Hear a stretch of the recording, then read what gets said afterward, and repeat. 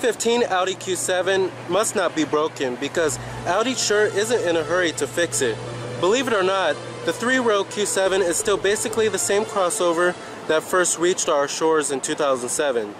Even though its platform mates from Porsche and Volkswagen have since moved on to second generation designs, broken would be a strong word for the Q7 anyway, as good fundamentals plus numerous updates over the years have kept it in the hunt among 7-passenger luxury crossover SUVs. So let's go ahead and check out the 2015 Audi Q7. Now the S-Line we have here essentially adds 20-inch wheels, as you see right here, and then it also adds special exterior styling details, a blind spot warning system, ventilated front seats, and then it also includes 4-zone automatic climate control.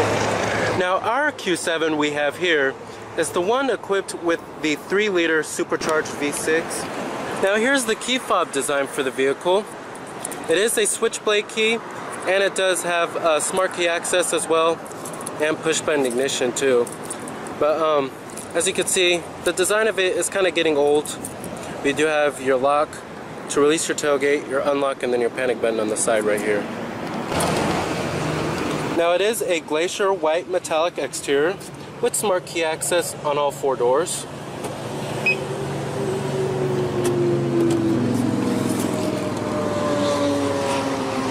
With a black leather interior. Your power driver seat controls, of course, power recline, and 4-way power lumbar.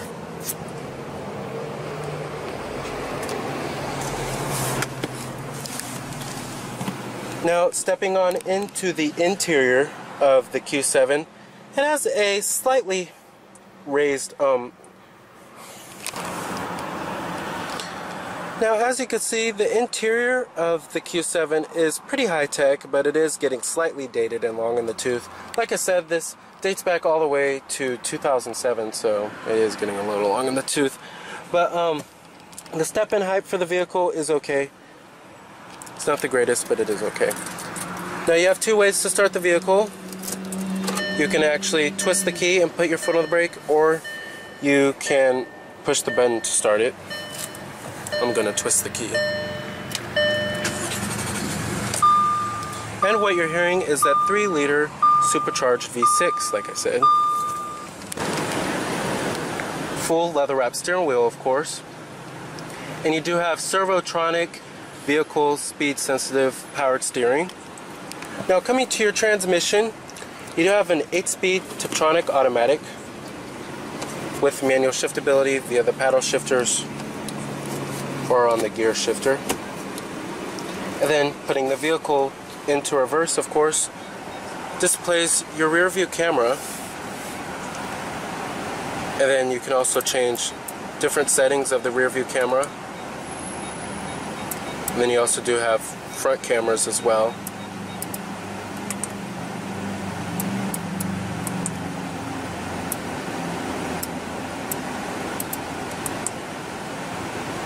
And you have corner views too. And then you also do have rear parking sensors as well.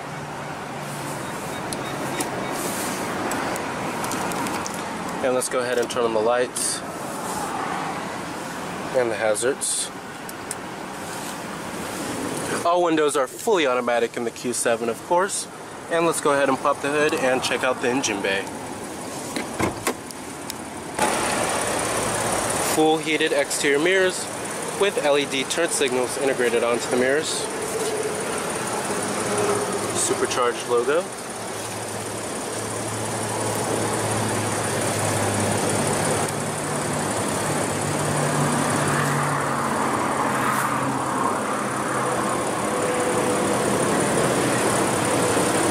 Xenon headlights with LED daytime running lights, LED turn signals, and halogen fog lights. Very prominent front grille, very bold too.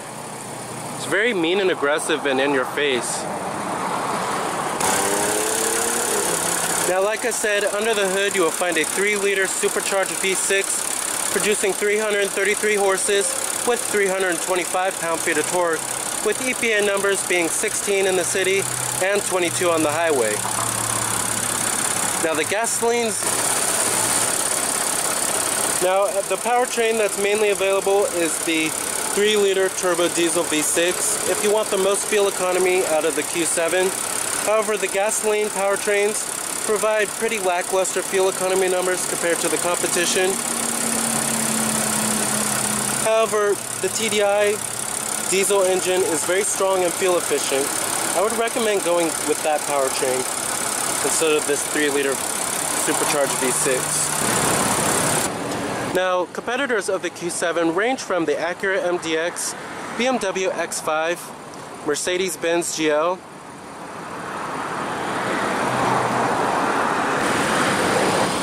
now pricing of the Q7 starts at around $47,700 and can go all the way to $67,000 like how we have here.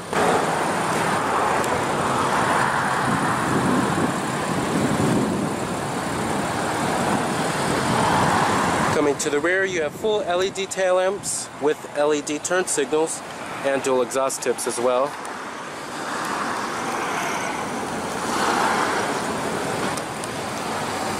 And of course it has all-wheel drive with Audi's Quattro all-wheel drive system. Rear window wiper with the rear window defroster, of course. Little rear spoiler at the top and then a shark fin antenna.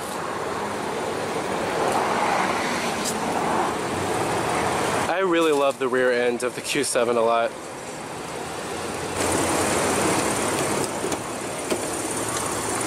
Your power windows, power mirrors, power door locks, of course, memory seat settings for 2 people.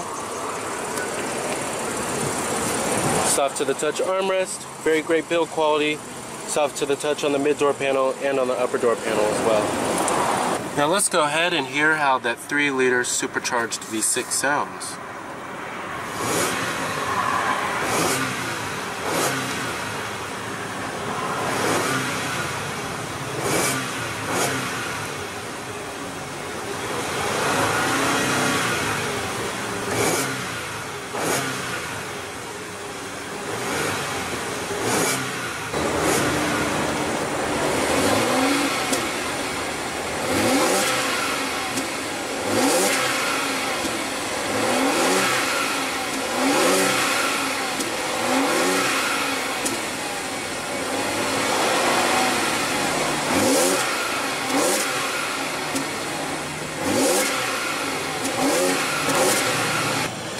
Very nice.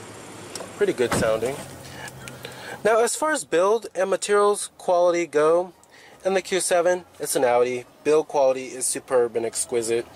And you won't find many gaps inside of this car in the panels or anything like that. Now as far as materials go, I noticed that there is a little bit of cost cutting here. And they're not really modern in its like the plastics or anything like that. Don't expect to find anything like leather stitching on the dash. That is a very common trend nowadays in cars. And like I said, this interior design is just getting a little dated when it comes to the overall panache of it. And like the plastics, they have a really great graining to it. It's just that they're hard. And in a lot of the cars nowadays, this would be very soft to the touch. But that's just a minor complaint for me. Now coming up here, you have your auto-dimming rearview mirror with the integrated compass, your sunglass container, interior illumination lighting, and you also do have a panoramic sunroof. Definitely gives the cabin a way more airy feel.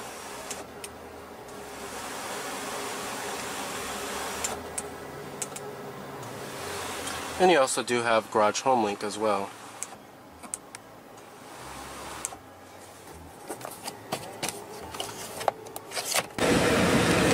Now as far as visibility goes in this car, it's not that great compared to some other luxury crossovers, but it does have a sloping roofline, especially way in the back, and it's pretty hard to see out, to be honest. There's not a whole lot of glass area, but at least the mirrors do show quite a lot, and they are pretty big. Now as far as driving impressions go of the Q7 has a very fun to drive nature that is absent in other luxury crossovers like the Mercedes-Benz GL and the Acura MDX.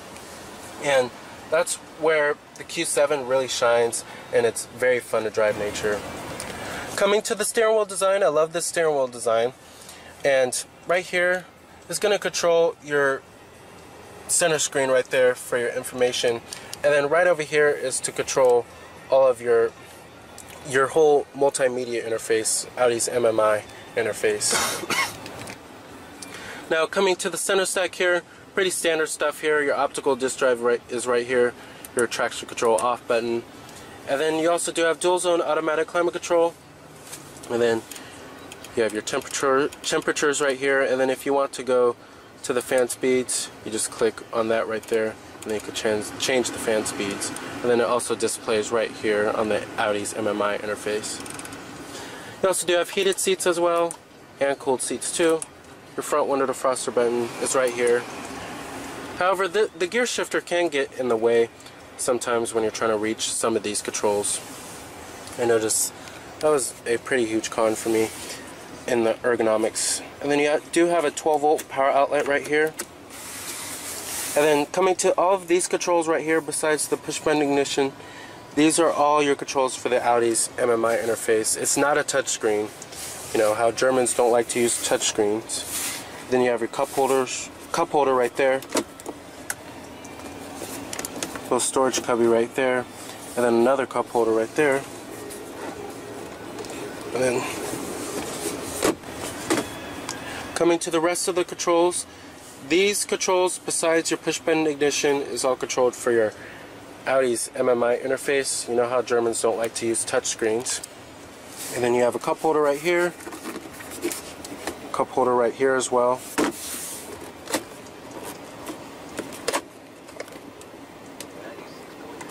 And then your center console, which is pretty small, to be honest. But they do give you an extra storage cubby right there. And the center console is very nice, soft to the touch, and stitched. Now, seating comfort in this car is superb. I have the nice right amount of side bolstering. The cushion to them is also superb as well. And thigh support is also pretty good too. I can't complain about seating comfort in this car. I found a very comfortable driving position in this car. And the steering wheel does tilt and telescope. And it is powered as well to make your driving position even more comfortable. Now coming to the gauges in the instrument cluster, I like these gauges and the instruments a lot. And like I said, the center screen right here is all controlled by these set of buttons right here. And basically you could change your radio station from here, your digital speedometer, and your fuel range as well, exterior temperature readout. And then if you have a phone connected, you can also change to AM, FM, and Sirius satellite radio. You do have your presets that you could change right here as well. Now, I love the gauges in this car, typical Audi stuff here. And then you do have your trip odometer right there, and then your digital clock as well as what date it is. Now coming to these set of buttons over here, you have your check for your warning lights or any warnings, and that displays right there. And then you have your parking sensors button too. Now let's get to Audi's MMI interface here. This is basically their downgraded version here. This is not like the systems they use in the A8 or even the new A3 as well. And this is just their old system. And don't expect to find like their new technology, like where you can write on the touchpad with your finger or anything like that. Basically, it's separated into 4 main corners here. And then you do have your radio.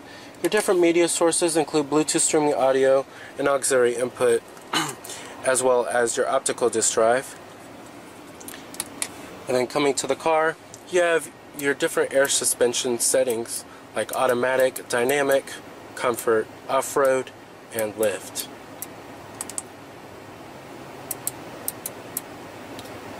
And it'll let you know if it's raising it up. And to switch between the different modes, just twist the dial like I'm doing right now. Now coming to their nav system, you have live traffic, live weather as well. Pretty basic stuff here. And the rendering of it is okay. However, the screen is a little on the small side. I would like to see it be a little bit bigger. And then, like I said, with the 4 main corners, if you want to go to something like settings right here, you're going to have to click right here. You can change the map display, the map type, and what map content displays on the map. And then you also do have a back button as well. Enter your destination, points of interest, online destinations, favorites, directory, and your address book. It's a very simple system, very easy to use. Let's go ahead and test out the voice recognition. Enter address. Please say the house number, street, city, and state. 2024 Main Street, Los Angeles, California.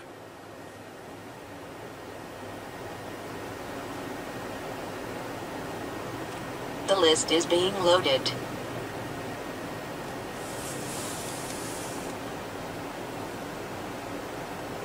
Come on. Kind of takes a little bit.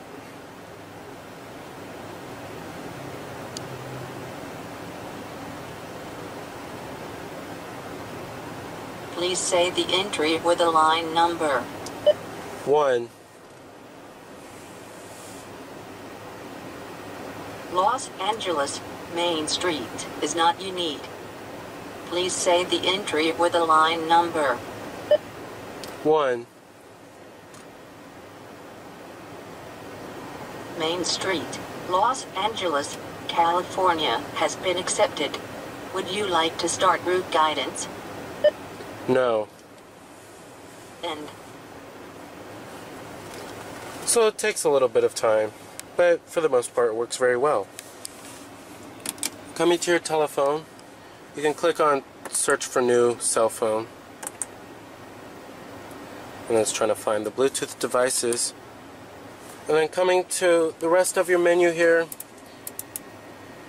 you can access like all of these categories right here from right there. You have your car info, your navigation, of course, media, your radio. And then let's go to the tone. You can change your bass, treble, your balance and fader, of course. But once you get used to the system, it's very easy to use, and you probably don't want to go to any other different system.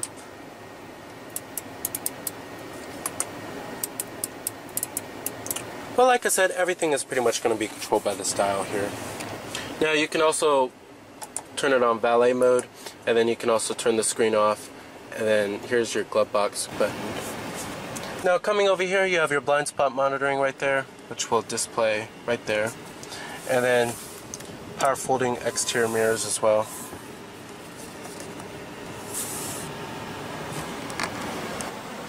Alright, and let's go ahead and shut down the Q7. Let's go ahead and check out the rear seat passenger space as well as the trunk capacity.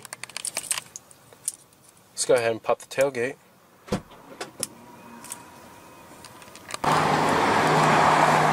Now coming to the cargo capacity, it is pretty subpar compared to the rest of the competition like the Mercedes-Benz GL.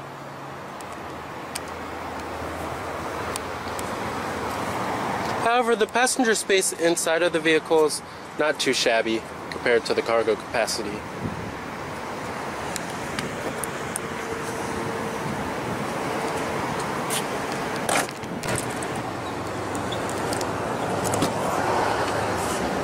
Materials and build quality do follow through in the rear, of course.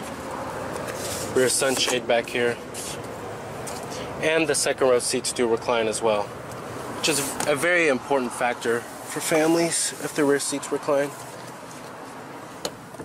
Now sitting back here, I have the driver's seat all the way back, and that's actually where my driving position would be, and I'm about 5'11", but I still have enough legroom back here.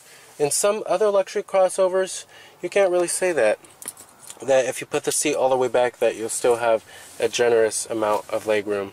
Now coming back here, you have two 12-volt power outlets, heated rear seats, and automatic climate control back here. And like I said, you do have that panoramic sunroof, which extends all the way to the third row. Interior illumination lighting. And then, of course, a rear center armrest with cup holders. As far as the seats go themselves, they're actually very comfortable, very supportive as well. You'll also find dual mat pockets back here too. However, one complaint I do have is that the tunnel back here is actually pretty big, has a pretty big hump back here, which can be a very important factor for families. Alright. Full powered passenger seat with power recline and 4-way power lumbar. The glove box compartment is pretty small, but it is very high quality, lined with felt, and very damp. So the aging 2015 Audi Q7 remains a stylish and competent 7-passenger luxury crossover, but its newer rivals are generally more appealing. So remember